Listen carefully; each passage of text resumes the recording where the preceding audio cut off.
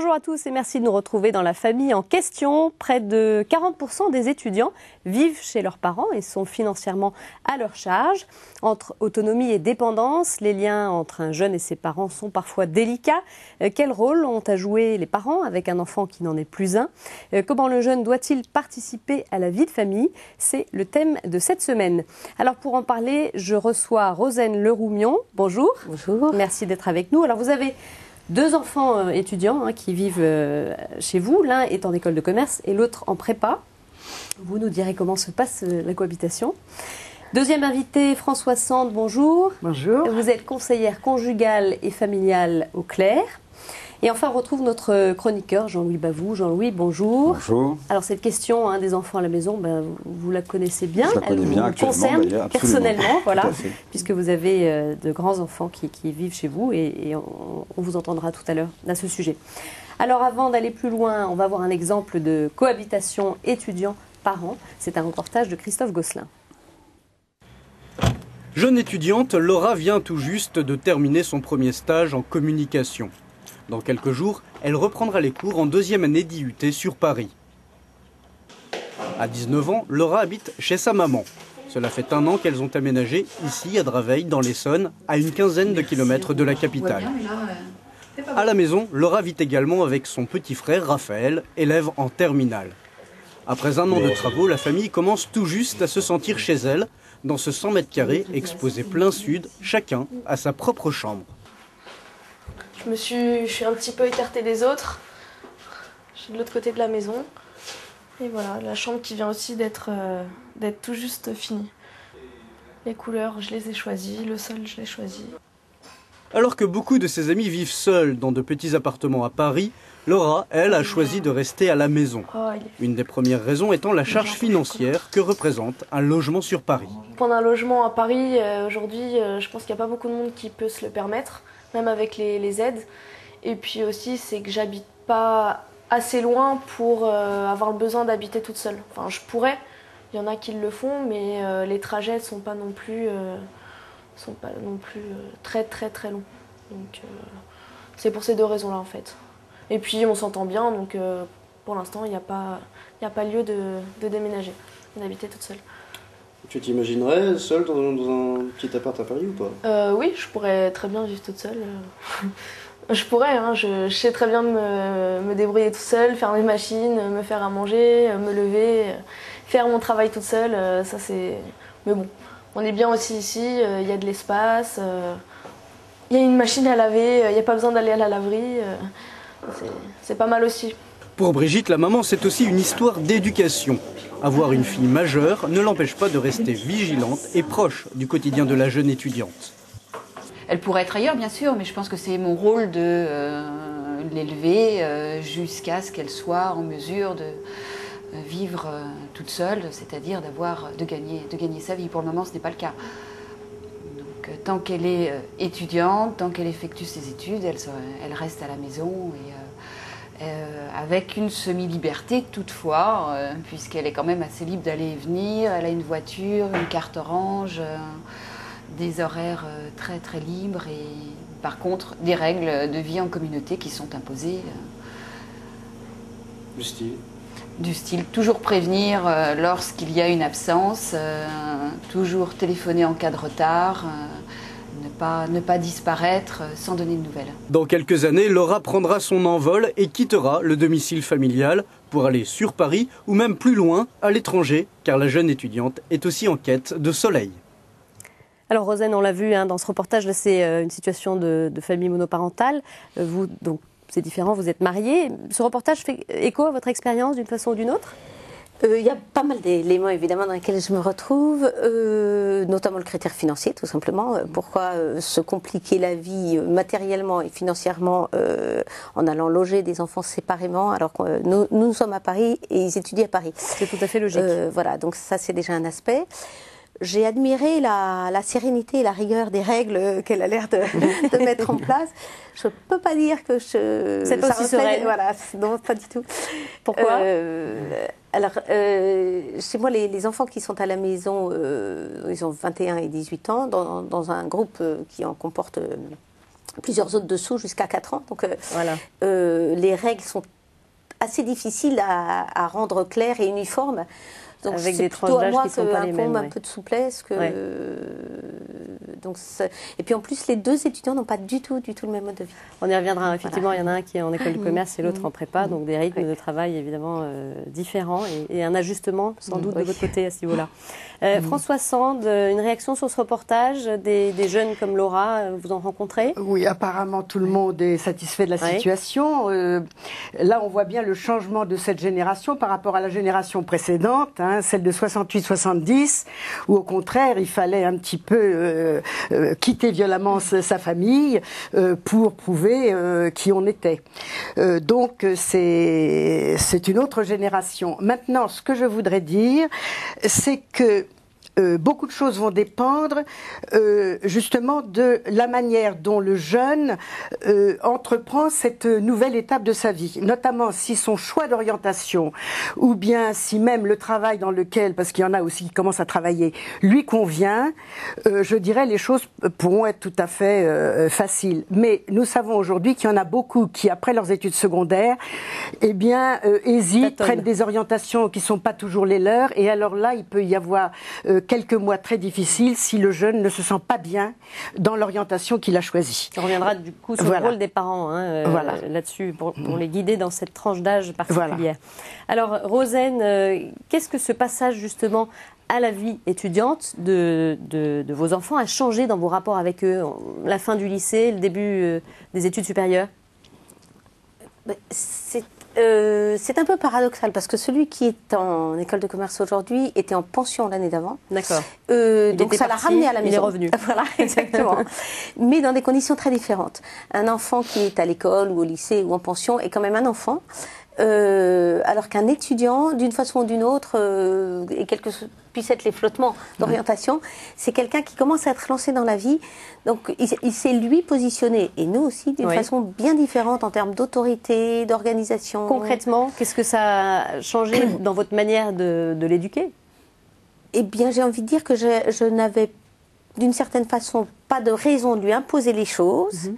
Elles étaient prises il était pris pour acquis que son mode d'étude imposait un certain nombre de règles, d'horaires, de rythmes, que évidemment il allait par exemple étudier les cas qu'il avait à rendre pour le lendemain, et je n'allais pas du tout veiller sur ses devoirs, même oralement. Qu'en revanche j'étais là pour l'accompagner comme un jeune adulte qui est intéressé à voir des parents qui peuvent connaître quelque chose à l'univers, qui commence à approfondir. On change, je trouve, vraiment de rapport parce qu'il change de statut, de fait. Donc c'est moins dans un lien d'autorité que dans un lien d'adulte à adulte, un petit peu, ça se joue? Je l'ai vécu comme ça, et lui, il a joué comme ça. Il est beaucoup plus facile et agréable comme étudiant qu'il n'était comme lycéen. Alors, il y a aussi votre second étudiant à la maison, lui qui est en prépa. Alors là, ça doit être très particulier, non? Parce que là, il y a un rythme de travail dur, exigeant, et c'est vous qui devez vous ajuster à son rythme? Là, oui, c'est également plus difficile. Enfin, c'est un petit peu l'inverse, c'est-à-dire que c'était un lycéen qui fonctionnait très bien et dont je n'avais pas à m'occuper, qui fait énormément de choses à la maison. Il est gourmand, il s'occupe de ses petits frères et sœurs, il est engagé dans plein de choses. Maintenant, il a besoin que tout tourne. Autour de lui. Et ça fait peser un rythme qui est pas celui auquel on était habitué. Donc c'est une exigence tout à fait autre pour nous. Vous dites ça fait peser, c'est difficile, ça vous a demandé des concessions? Avec mon style de vie, mon tempérament, j'ai trouvé ça difficile, oui, de devoir garantir un horaire de repas. François Sand, comment un parent peut maintenir justement une autorité sur un enfant qui n'en est plus un? Bon, bien évidemment, les étapes antérieures de l'enfance et de l'adolescence laissent des traces. Hein. S'il y a eu là une ambiance familiale où il y avait à la fois de l'autorité mais de la confiance, je dirais que les choses évoluent à peu près sereinement. Bon, lorsque l'adolescence a été très difficile, et c'est quelquefois le cas, là, évidemment, il peut y avoir des ruptures, des agressivités mutuelles, et c'est évidemment avant tout aux parents à essayer de maintenir le lien le lien dans la confiance, sachant qu'on ne peut plus sanctionner à cet âge-là. Hein. Donc il faut arriver à mettre des compromis, laisser passer un certain nombre de choses. Enfin, tout ça est une question de finesse. Hein. Voilà. Et ils ont un rôle particulier, ces parents, à jouer dans cette étape-là de la vie de l'enfant, justement charnière, les études. Oui, parce qu'ils peuvent, enfin, je dirais, il ne faut pas harceler le jeune. Hein. On se rend bien compte, et ça c'est difficile, que le jeune découvre tout un aspect de la vie qu'il ne va pas forcément partager en famille. Il y a donc une sorte d'étrangeté de ce jeune qui est dans sa nouvelle vie avec des nouvelles relations, bon, des nouvelles ouvertures. Et la tendance, peut-être des mères d'ailleurs, ce serait de dire bah, raconte-moi. Alors là, je crois qu'il faut rester extrêmement discret, mais par contre, c'est une disponibilité nouvelle parce que même s'il est très bien dans sa peau et s'il a choisi son orientation, inévitablement, il va quand même rencontrer des difficultés relationnelles ou bien des difficultés au point de vue intellectuel. Le travail en prépa ou ailleurs, il a l'impression que c'est un petit peu au-dessus de ses capacités. Ou s'il est au travail professionnel, il va y avoir de très nouvelles relations. Donc, il faut être sensible au fait que d'être disponible lorsque le jeune a lui-même des étapes difficiles à traverser. Justement, Rosane, vous aimez un peu savoir ce que font vos enfants, vous leur posez des questions sur cette vie qui démarre, étudiante. C'est quelque chose qui vous intrigue. Je leur pose des questions. Pas forcément, ça vient assez naturellement, mais pour moi, c'est vraiment un temps où, plus que jamais, on est présent pour leur dire qu'on a confiance dans ce qu'ils sont en train de construire. On a moins de désir d'injecter des choses particulières qui viendraient de nous, de nos valeurs, de nos projets sur eux. Mais c'est le moment de leur dire, ce que tu fais, c'est toi, tu te construis, tu te révèles, et j'ai confiance en ça, et je suis là pour... moi, c'est un temps que j'aime beaucoup. Les parents peuvent quelquefois avoir peur de ce monde nouveau dans lequel eux ne pénètrent pas, très différent peut-être du milieu familial, et dans lequel le jeune va pouvoir faire des rencontres tout à fait nouvelles. Et quelquefois, s'ils se laissent, je dirais, habiter par ces peurs, ayant l'impression que leur enfant va complètement changer, qu'il va complètement abandonner ce qu'il était, eh bien, comme on le sait, la peur est mauvaise conseillère. Et là, j'en vois quelques-uns dans ces cas-là, des parents qui sont... Et là oui, évidemment, vous voyez ceux qui sont un peu plus en difficulté. On reviendra justement sur les tensions qu'il peut y avoir dans ces cohabitations-là. Alors, Rosane, est-ce que vous avez mis en place des règles de vie avec vos enfants? Là, on le voyait, cette maman qui disait oui, il y a quand même des horaires, elle participe à des tâches domestiques. Vous, comment ça se passe? Je mentirais en disant que j'ai mis en place des règles de vie, mais je ne leur... Lesquelles? Je ne leur rendrais pas justice si je ne reconnaissais pas qu'ils sont présents et actifs avec la gentillesse supplémentaire que donne la maturité.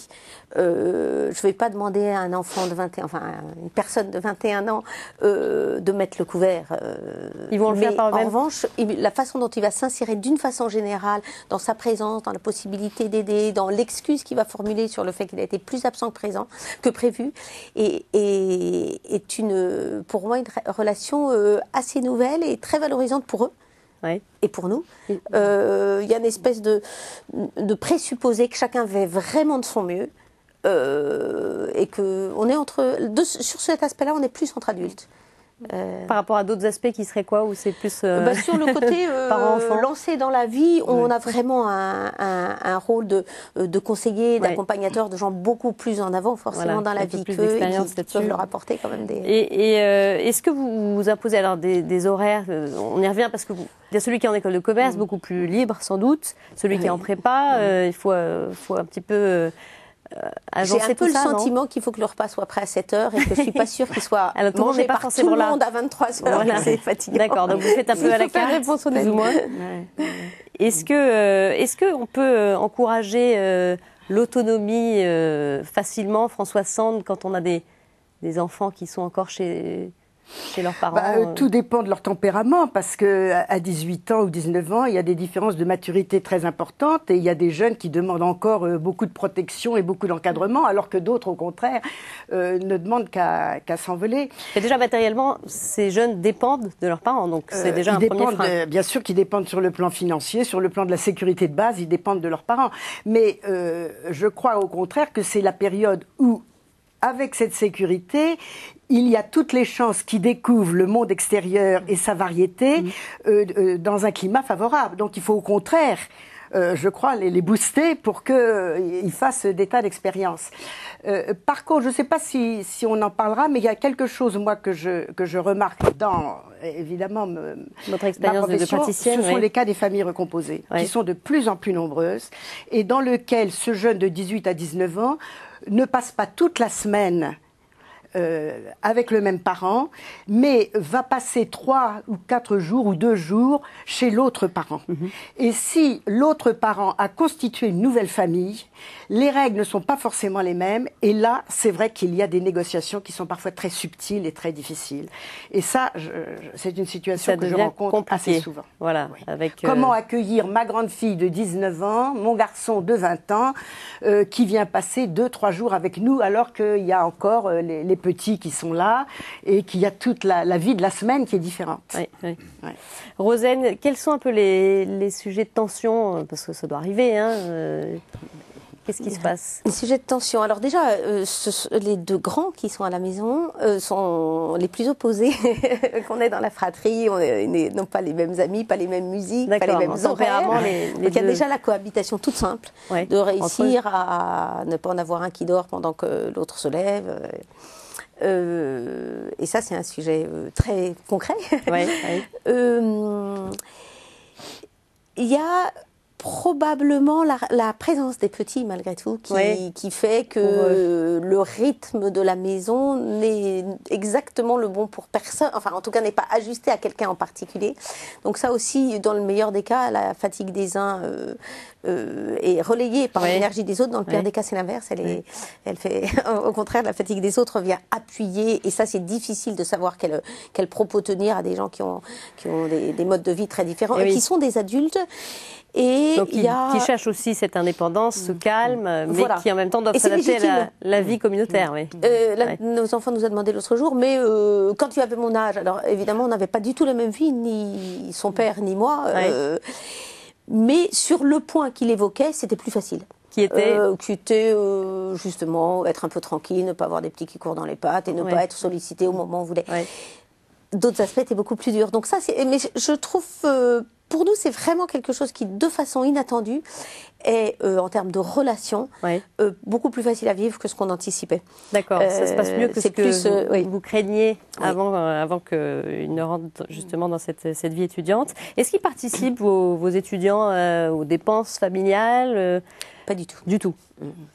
Et on n'est pas tout à fait d'accord avec mon mari sur la façon dont on devrait organiser ça. J'aurais une vision peut-être qui soit à mes yeux un peu plus responsabilisante. Vous aimeriez bien éventuellement qu'ils mettent la main à la pâte qu'on les aide moins d'une façon ou d'une autre. Leur job d'été finance quelque chose que sinon quelque chose de cet ordre-là. C'est un peu flou dans ma tête, mais en pratique on les entretient complètement. D'accord. Et vous pensez que ça peut freiner justement peut-être une forme de maturité ou d'indépendance? Je pense que c'est un peu cocoonant financièrement. Sur le fond, je crois que le reste de notre éducation les a rendus assez autonomes. Ils ont tous fait des séjours, parfois très longs à l'étranger. Il y a eu des allées et venues. Et alors là aussi, le fait d'avoir des petits, je pense, facilite la sensation que... Alors, quand il est l'âge d'être grand, on est grand, on s'en va. Je crois que c'est plutôt aidant. Pour les parents, on n'a pas envie de les retenir particulièrement, en tout cas. Oui, mais en même temps, je crois qu'il faut être vigilant pour maintenir des temps familiaux.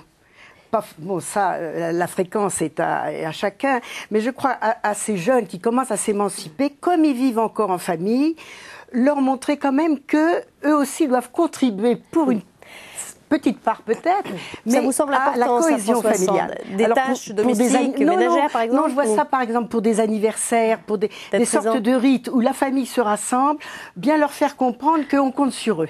Parce que quelquefois, moi j'entends, de toute façon, mon fils ou ma fille, maintenant, on a l'impression qu'il est à l'hôtel, à la maison. Voilà. C'est lui ou c'est elle qui détermine absolument ses horaires, et puis on a l'impression qu'on ne peut plus rien lui demander.